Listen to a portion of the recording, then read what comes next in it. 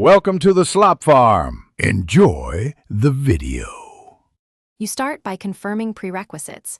Know whether Windows is 32-bit or 64-bit, and run an elevated PowerShell or command prompt.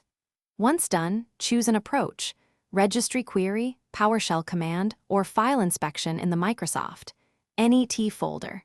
I recommend registry as authoritative because installers record exact release keys. Make sure to run the shell as administrator so you can read HKLM. Now open PowerShell and prepare to run the precise query I'll show next. Now you execute the detailed checks. In PowerShell, run the registry recurse command shown, then look for the v4 \full key and its released word. This number maps to exact NET framework versions.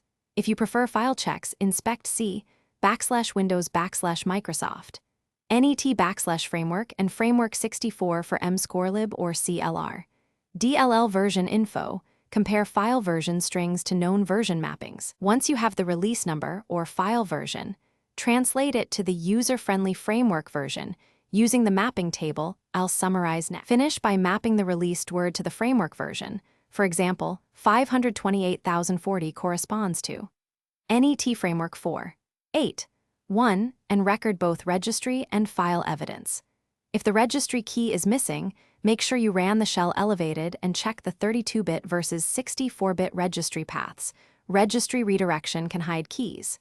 If versions still look wrong, run sfc/scano. Review Windows update history for NET updates and reboot, then repeat the same registry or file checks to confirm.